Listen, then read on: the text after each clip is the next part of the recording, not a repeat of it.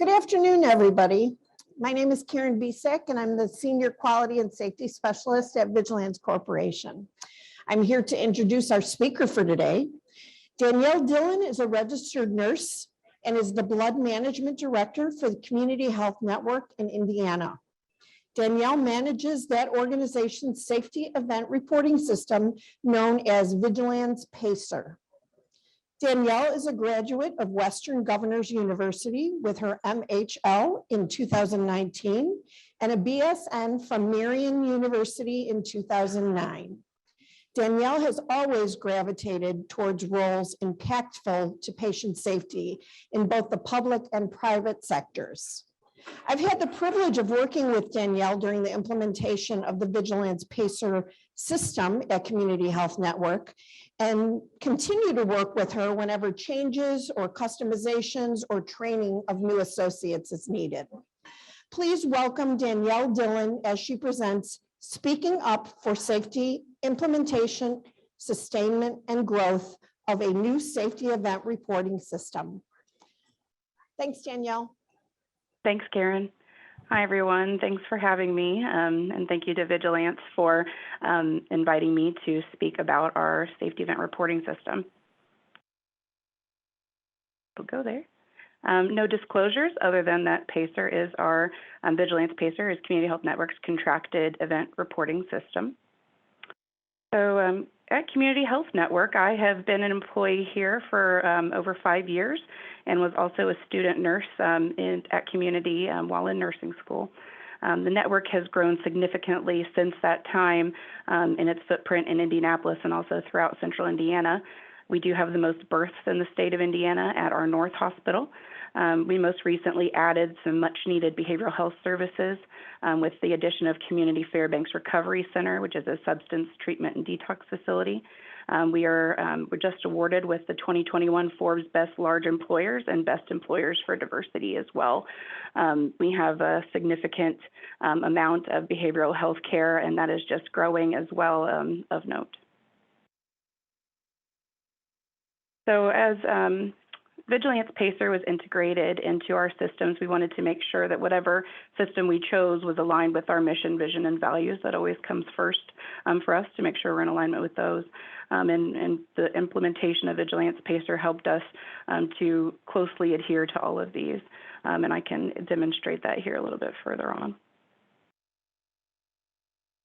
Our network is fantastic at implementing and maintaining a just culture and culture of safety.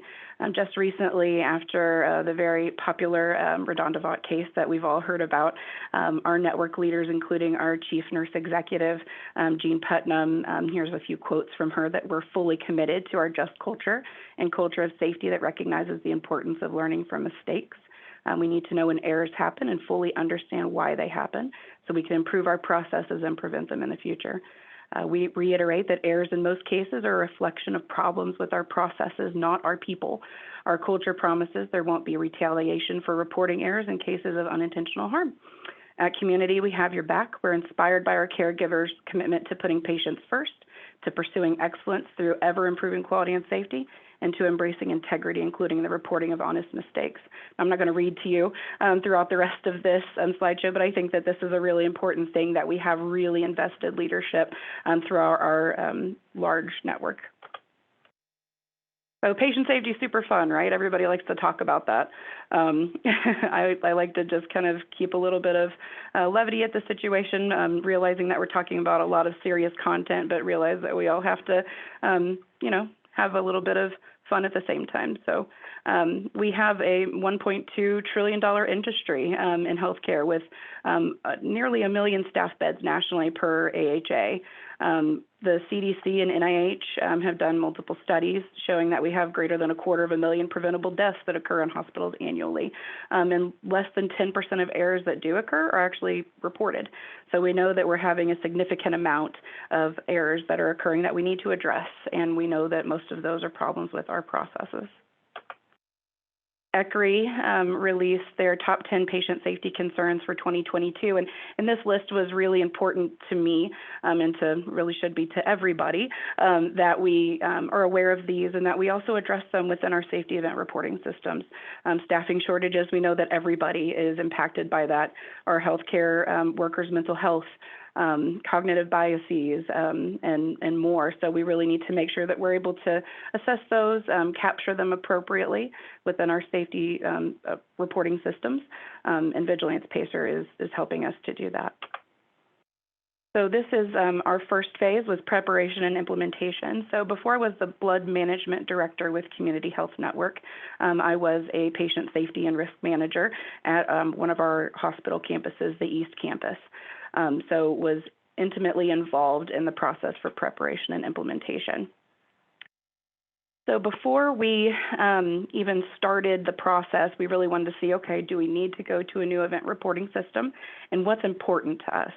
So we wanted it to be user-friendly. We wanted people to be able to easily report issues and make sure that people were compliant in reporting the things that they need to.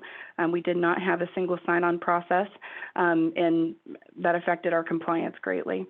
Our content, we wanted it to be less variable. We wanted to have clarity in what we're actually collecting data-wise and ensure that what we're collecting is meaningful, that we're not having people just fill things in just to fill them in.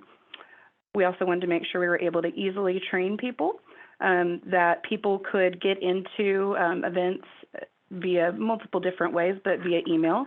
Our last system did not allow us to do that. You just got a notification. You have no idea what it is and have to go into the system outside of an email. And we also wanted to make sure that we have leaders that can review things in a timely manner and that we have the appropriate leaders available to review events when possible. So administrator roles. So within VigiLanz Pacer, there's different roles that our caregivers within the network have. We have every single caregiver is available to go into the system as a reporter. So they can go in and report any safety events that they need. However, they don't necessarily have the ability to get into each event and see what's going on with them. An investigator are our leaders that will review events and be able to provide follow-up as needed. And then we also have administrators, which we have that very tightly bound. We don't want a lot of people having the administrator role because it's something that can be impactful to the entire system if folks are getting in there inappropriately and touching things is what we like to say that they don't need to be touching. So for the roles that we had, we want to make sure all of the people who would be administrators within the system would be involved in the process. They'd be able to make decisions. So our claims managers were involved in the process. Our peer review managers, and they review any quality of care concerns for our physicians and advanced practice providers. Our patient experience team as well, so they receive feedback directly from patients and document those and make sure that we have maintained regulatory requirements and providing timely follow-up. Our patient safety and risk management team and our quality team as well. So when they are dealing with harm-related events where we have, had a hospital-acquired issue, whether that be C. diff, ventilator-associated events, that kind of thing. So in our vendor selection process, we did develop a grading tool to determine which vendor to partner with. So we had multiple categories in that grading tool, and including cost. We already had an existing contract with VigiLanz, so that was one of the bonuses for us, and it was used for our infection prevention reporting tools. And then we also had some economic considerations and making sure that the features that were present within the event reporting system would meet the goals that we had determined before we ever started the selection process.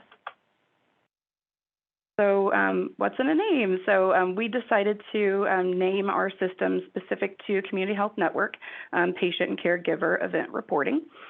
Also, if you know Indiana at all, we also have the Indiana Pacers, so it kind of matched up with being specific to our network. So our CNO, Jean Putnam, also said, we continue to encourage our nurses, providers, and other clinicians to report errors and events of harm and to speak up for safety when you have any concern. Our PACER reporting system is there to help us learn. We read every report and consider every situation brought to our attention and explore opportunities for improvement. And looking at the Leading for Safety graph with IHI and AHRQ, we really meet pretty much every one of those goals overall with the implementation of PACER.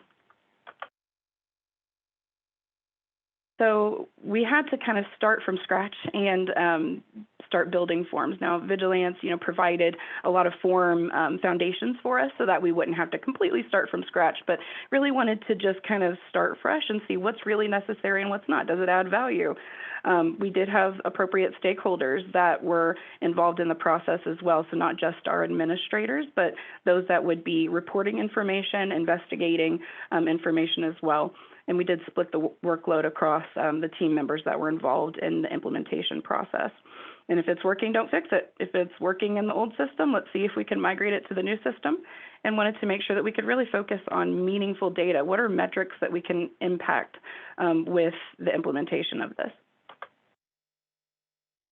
So training, this is something that's kind of evolved over time. So Karen, Chris, and the VigiLanz team have been amazing at providing training, particularly at the onset when we were first getting started, and then also empowering us to provide education to people as folks came into the system as new caregivers. They changed roles potentially from a reporter, they got a promotion, and now they need to be an investigator.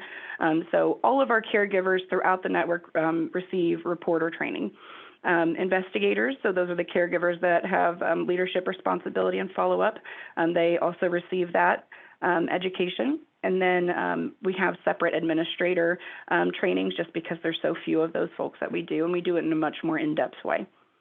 We do just-in-time education right now, but we're actually really excited that we're going to be scheduling e-learnings twice a month so that we can, instead of having people take, half hour out of their day, 20 times in a month, we can just do it an hour twice a month and have consistent messaging with a rubric so we know that everybody's getting the most thorough and appropriate training that they can receive.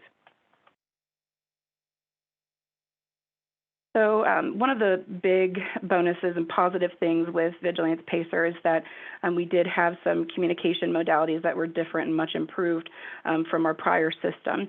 So we have direct communication. When COVID hit and people were, in rooms, they weren't able to report. They were gowned up in PPE. We were able to implement a Vocera option where people could utilize their Vocera to report a safety event, and we would get a voicemail for that.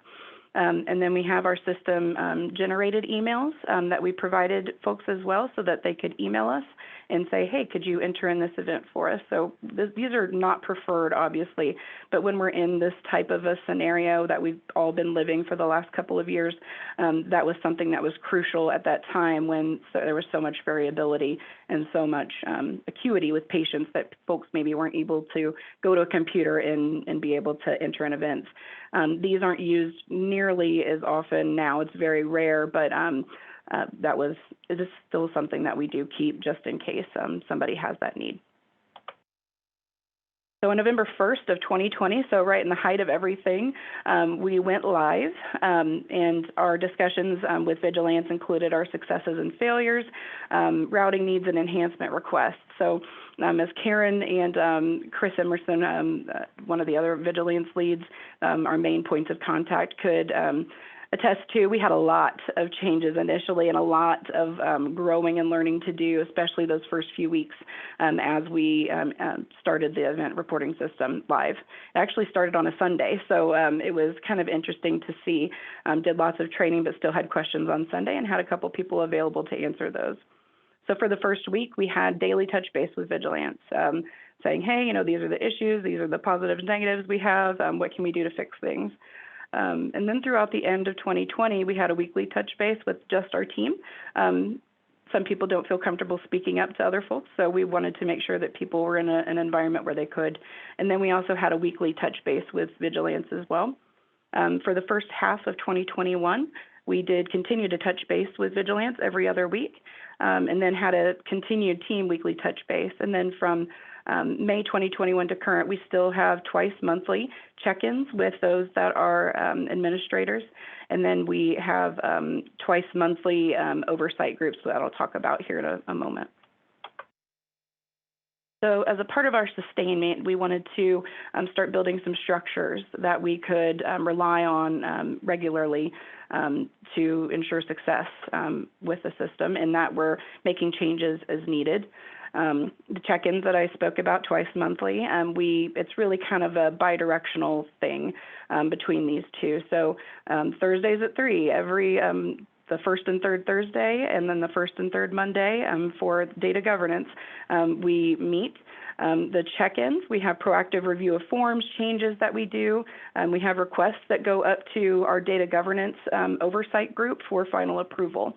Data governance is something I think is very innovative in that we are approving body for requests. We pull from anything ticket-wise, which I'll talk about later as well, that people may request.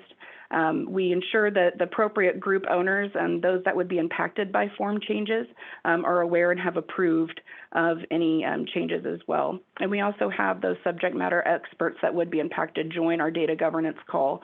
A good example would be we had a recent addition to make sure that we're capturing potential and actual HIPAA violations. So our compliance leaders joined us on the call, and we created a bidirectional communication via PACER to ensure that we have that peer-protected environment, so we're not communicating in emails that may not be protected. And we also have a National Patient Safety Goal 010101, which is our patient identification processes. We're actually in the process of integrating that into PACER as well. I happen to lead that group, but we wanted PACER to be what our tool would be, because we're currently using something not very secure. So PACER is our go-to source to integrate and pull that into our data governance group to approve that process. So the members of data governance are, some are administrators and some are investigators. So we have a quality representative, claims, IT, ambulatory patient safety risk manager, inpatient patient safety risk manager. Peer review, employee health, our medication safety officer is crucial to have with a couple of our different forms that are impactful to her, patient experience, and then other system administrators that are a part of the group. IT is one that has been very crucial for us to join as well, because we have some of those things where maybe we have something that breaks and we don't quite understand why, and it's sometimes a behind-the-scene thing. So we actually start every call with our IT team to discuss any tickets or issues, outages that they may be aware of. This is really busy. I don't expect anybody to read this. Feel free to if you want to at your leisure, but basically this is our process map to say, okay, how do we talk through things? How do we make sure that things are vetted appropriately? But we ensure the participation and approval by the appropriate content owners, and all those boxes at the bottom are all of our points of contact and subject matter experts that things would need to go through for every single form that we have in the system. And we do involve frontline caregivers as well, so not just necessarily investigators and administrators, but also reporters. So one thing that we did that has been really helpful for us, rather than just tracking changes on an Excel sheet like we did the first half, we have integrated things into our IT service desk portal within our network. So we have form change requests, training requests, amendments to any of our reports or forms. And then IT, they deal with granting access to those who go from a reporter to an investigator or administrator as well. So it's all centralized in our PACER home screen. So it's actually a drop-down where we go to VigiLanz support and we approve, deny those, review them, and complete those independently or in conjunction with VigiLanz when necessary. So the big question is that a lot of folks in our patient safety risk management world in particular want to know is, did we have an increase in event reporting or a decrease? So usually, per ASHRM, the implementation of a new reporting mechanism leads to an event entry decrease. So I think it's around a 10 to 20% is what I've seen in some literature. Where people are kind of hesitant, they think it's a more difficult system perhaps. In 2020 we did see a decrease, and I think that was kind of a national thing from talks on different boards, but due to changes with the pandemic. We also had closure and restrictions of our ambulatory and procedural areas, and a decrease overall in our network of patient days and patient population. So in 2018, we had a monthly average event reporting across our network of 1,606. In 2020, we had 1,541 for our monthly average, and then for 2021, we had an average of 1,917 event reports per month. Our comparison was from January to October of 2020 versus January to October of 2021 to look at the 10 months prior and the 10 months post. And really, it's pretty close to 2019 and 2018 for 2020, so not big differences. We did see an increase of 3,971 events with a 26% increase over prior vendor event reporting. So some lessons learned for us. The vendor selection process, we wanted to make sure that we had the right people, but we didn't always have the right people, and really needed to have more frontline staff. We also had, with our form building development, we didn't need to try to make VigiLanz Pacer like our old product, and a lot of people were kind of stuck on that, where they wanted to make things, the positive things from our old product, to be able to lay right over into this system, and that's not always the case that we can do that. Training, so one other piece is the training changes that we've made, so setting up times for group just-in-time education, rather than having all of these one-off training sessions with folks. It's not been a successful thing, and they don't always necessarily get the same message. And then with communication, making sure that we have that centralized repository of stakeholders and involving our data governance group. If we could have done that from the get-go, that would have been better. So for sustainment, we have multiple role responsibilities and positive impacts that we've had since the implementation of VigiLanz Pacer. Ownership for our patient safety risk managers. These are the bulk, this is a team and owns the bulk of our safety event reporting. They review all safety event entries, and it's based off of facility or location. So facility means, it's either an ambulatory, behavioral health, or hospital proper event entry. And then location would be your individual department, so like your critical care unit versus your ED versus your doctor office on the ambulatory side. The ease of event reporting is something that the team and reporters have given feedback on. We actually did a feedback session in December to do a one-year look back, and I'll talk about that later, where the reporters have overall seen a much simpler process with the implementation of VigiLanz Pacer. We obtain required information on event entry by making required fields so that we aren't missing things. In our old system, we didn't really utilize that, and they didn't really offer it in more than a couple of places. So it was definitely a big improvement that we got the information we need. If you don't have the patient information, how are you going to look it up? And then also having the resources for event reporting. For reports, we love having the reports. We can schedule them, we can tailor them, we can add graphs and all kinds of fun things to make it more specific to whatever the caregiver leader's needs are, and we can edit them. For our reporter and investigator responses, there's a decreased response turnaround time in our old system. It was not easily trackable to see when people have followed up. And it's a peer-protected venue, so it's a good place for people to be able to truly speak up for safety and say what they need to say to impact things positively. Also, event classification. So we have our non-safety events, our near-miss, our precursor, and our serious safety events. So we have a structure within our network where anything that is a potential or actual serious safety event is reported to a group called the RCA Advisors. This is a group that is our CMO, our CNO, IT, our legal team, compliance, as well as a myriad of other leaders. We have physicians and nursing and respiratory therapy even on that call, and present events. They determine whether an event is a serious safety event, and then how are we going to address it? What kind of causal analysis are we going to do? Does it require peer review? So it's a really great mechanism for us to be able to review, and VigiLanz Pacer has provided us an opportunity to really streamline that and make sure that we're sending appropriate events to that group. The RCA advisors also determine state reportable events as well and make sure that we follow up with those. Peer review, we also have that kind of a little separate from our patient safety risk manager group, but they do refer things to peer review. So if there's a quality of care concern and we have a concern with a provider or advanced practice providers, actions or inaction, we can make sure that things go to peer review to be reflected on OPPE and FPPE, so they're professional practice evaluations. We also look at behavioral issues and then track and trend. So if we have a lot of orders that are written wrong side, left arm instead of right arm, and somebody catches it in a process, that's great, it's a near miss, but we need to say, does this provider maybe need some education, or is there something in our EMR that we can change to make it simpler for them so that we're not having repeated issues and repeated needs for these catches.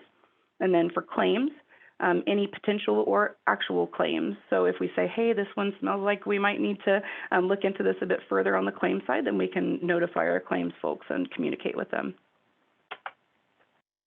Patient experience team, this has been a really great thing for that team. So our grievances, our quality of care concerns, it's allowed us to create a structure for that locally and then also at the network level, provide patients with timely feedback and document and notify the appropriate leaders for follow-up and get that follow-up in a timely manner.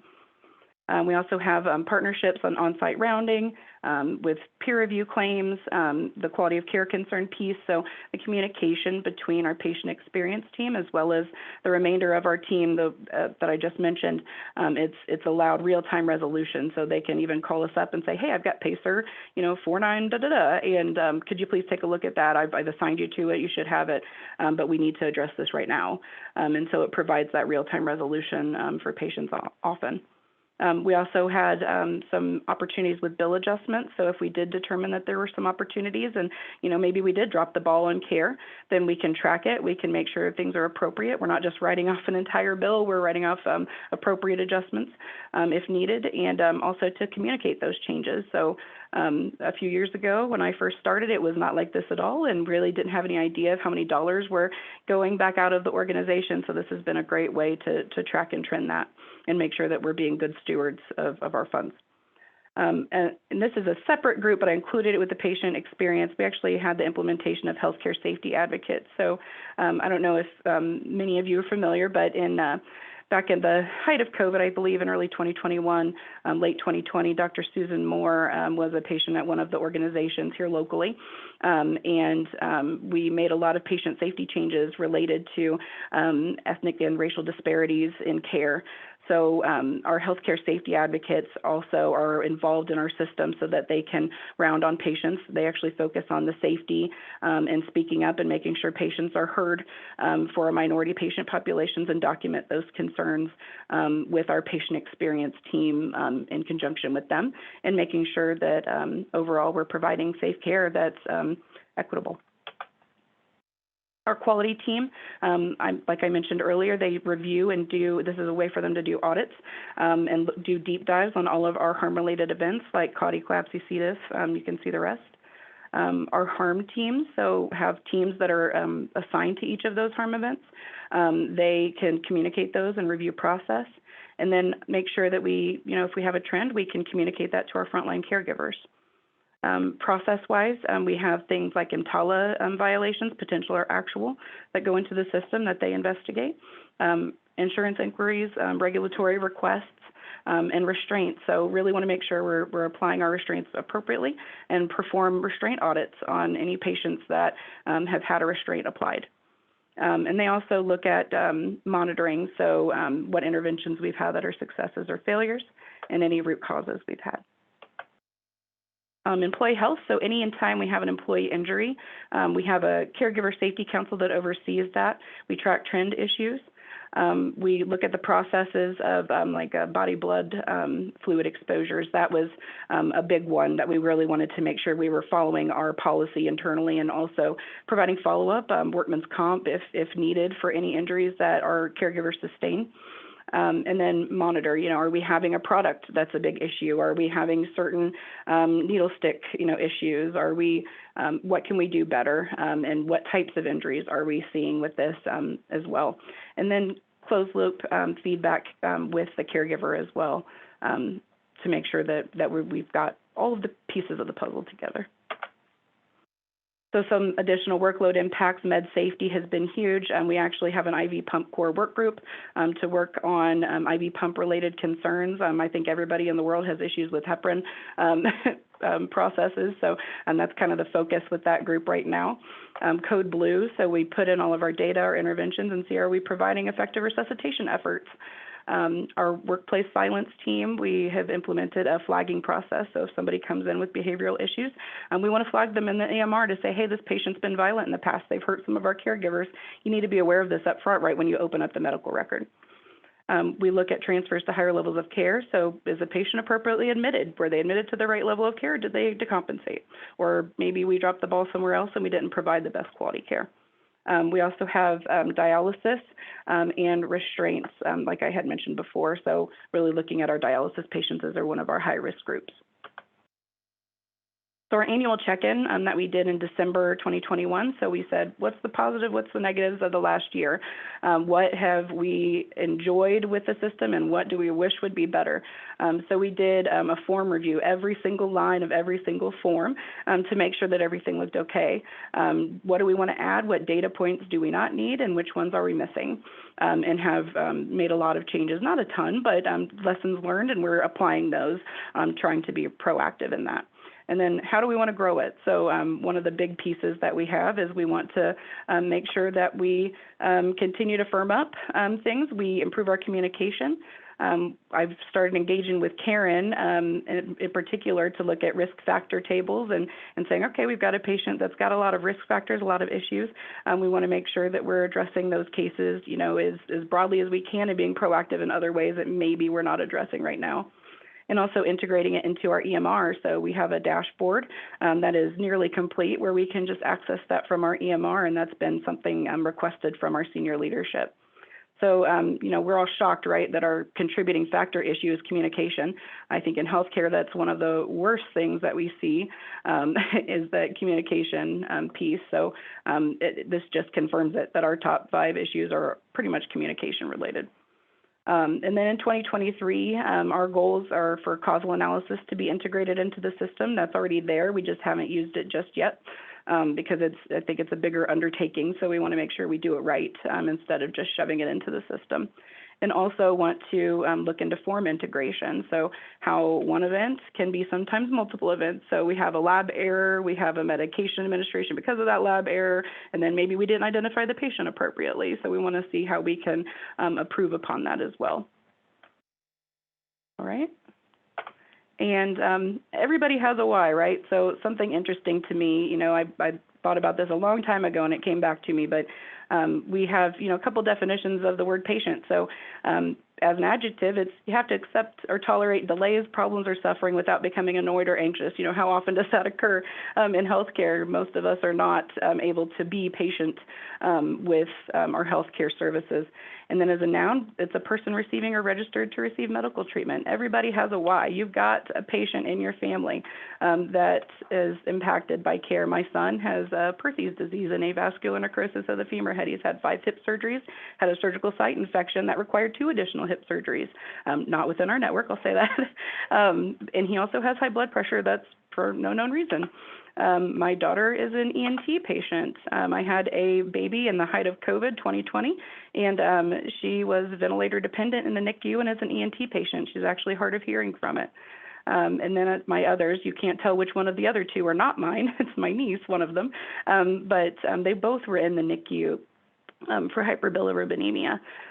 So we all, you know, go through issues in healthcare, and this is my why for patient safety. And I'm really thankful to VigiLanz Pacer in that it has really helped our network grow in our patient safety journey.